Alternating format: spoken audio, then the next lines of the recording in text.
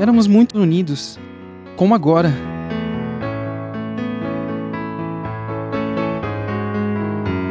Adorava cuidar dele, o ensinar. Era meu fiel companheiro em tudo. Íamos sempre pescar, apenas pela companhia um do outro. Mas às vezes até pegávamos uns peixinhos.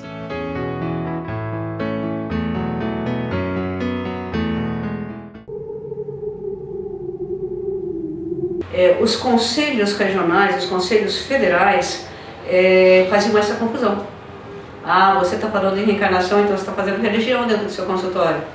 Não, não é bem assim. Da mesma maneira que a apometria. O que aconteceu com a apometria? Quando começou a apometria com a doutora Lacerda, né, uns 20 anos atrás também, 15 anos, o que aconteceu? Eles começaram, os médiuns que trabalhavam com a apometria, começaram a achar que eles podiam fazer terapia de vida passada. E pior que isso, cobravam por um trabalho espírita. Né? Então nós quase que saímos no braço com um monte de gente.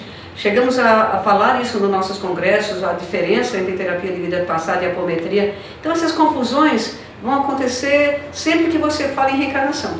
O conselho, ele exalta corretamente a malprática médica.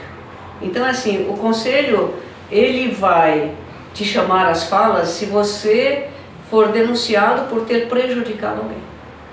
E isso então, a terapia de vida passada entrou no contexto de qualquer outro tipo de terapia. Então, como médico, como psicólogo, você vai ter que prestar esclarecimentos caso você tenha prejudicado alguém. Então, nesse momento é esse tipo de relação, entendeu? E quando a gente pegou os primeiros cursos com nossos colegas, a gente viu que tinha que começar mais embaixo. Então você imagina se a gente abrisse a terapia de vida passada para pessoas que não têm uma mínima formação de psicólogo.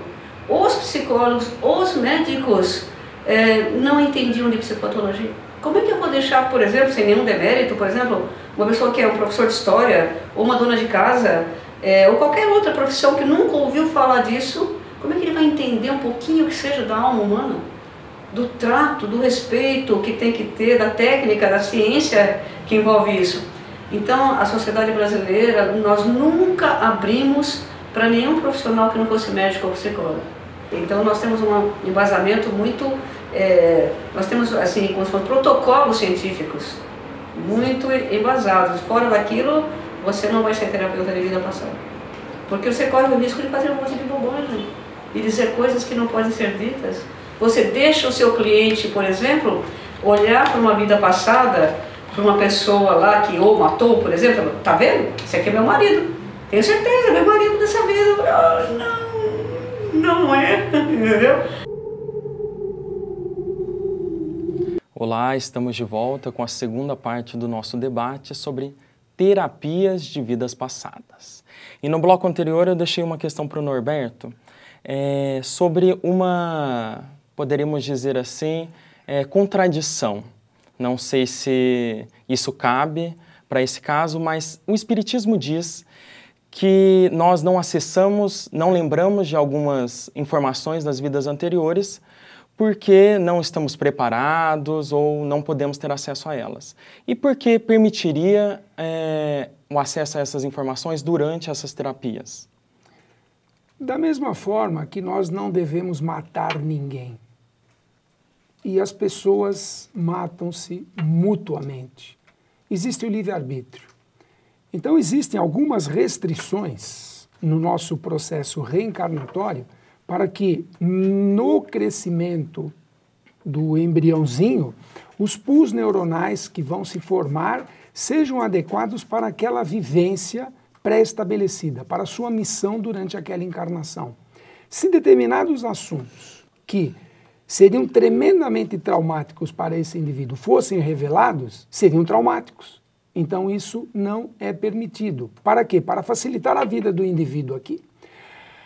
Há casos em que o indivíduo apresenta determinada fobia, determinada psicose a respeito de uma coisa. Ele tem um trauma sobre determinado assunto. Então, a ciência, baseada nas informações e complementada pelos estudos do Espiritismo, vai atrás da causa do problema. Então, Determinados indivíduos têm condições de acessar, isso é permitido pelo plano espiritual, que assessoram o relembrar, eles vão intuindo o indivíduo a buscar os seus arquivos profundos.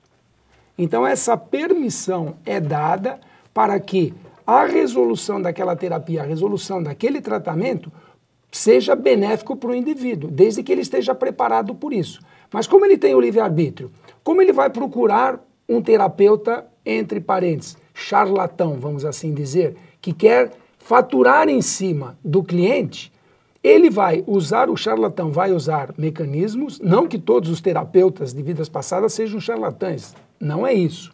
Eu estou dizendo que vai se usar de mecanismos para induzir o indivíduo a acessar esse arquivo. Só que as consequências podem ser tremendamente desagradáveis. Ele tem o livre-arbítrio. Quem tem livre-arbítrio? O paciente, o clínico e os espíritos que estão assessorando aquele conjunto. Não nos esqueçamos que quanto mais evoluído é o espírito, menos ele interfere no nosso livre-arbítrio, para que nós sejamos responsáveis pelos nossos atos. Então pode ser que haja durante o processo terapêutico alguns espíritos que venham lá se divertir com o mecanismo, que querem ver que esse indivíduo, ao se revelar alguma coisa do passado dele, se torne tremendamente prejudicial, ou não. Então, se aquilo for benéfico para o indivíduo, está assessorado por espíritos do bem. Se aquilo for prejudicial para o indivíduo, certamente está assessorado por espíritos que querem ver a desgraça daquele indivíduo. Márcia, o que está passando na sua mente nesse momento? Ai, as fobias. Que se a pessoa tem uma fobia e ela tem o livre-arbítrio de procurar um profissional que não seja charlatão, que faça terapia de vida passada, ela com o mesmo livre-arbítrio pode escolher um terapeuta existencial, pode escolher alguém da logoterapia, pode escolher alguém que siga a linha rogeriana e todas as outras, né, escolas que tem de psicologia e linhas de terapia. E o problema da queixa que a pessoa trouxe, que era a fobia, vai ser resolvido sem o risco de espíritos brincalhões, mais mal-humorados, menos mal-humorados, estarem interferindo num problema que ela tem, que já é angustiante bastante por si, não precisa pôr outros seres aí no meio. E cientista, que ele me deu uma puxãozinha ali de orelha, né? Querendo pôr o cientista como alguém meio cético, que quer negar coisas com gostei de como ele frisou, o pré-conceito. Eu definiria o cientista, sim, hoje, em plena crise que o Brasil está passando, né?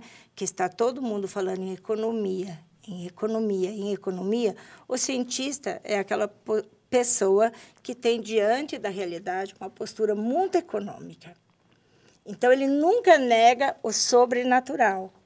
Mas quando ele está observando um fato que aconteceu aqui no nosso mundo, antes de levantar a hipótese do sobrenatural, tem que esgotar todas as possibilidades desse fenômeno não ter uma explicação dentro do nosso mundo, nas forças humanas, nas forças da natureza, nas forças naturais. Esgotou as possibilidades de explicação do nosso mundo? Fica aberta a possibilidade de uma explicação sobrenatural. E o que me parece é que nas propostas, né, de terapia de vida passada, a primeira hipótese já é esta, não esgota as hipóteses, as hipóteses anteriores. Então, a ciência tem sempre essa proposta. Vamos começar pelo mais simples.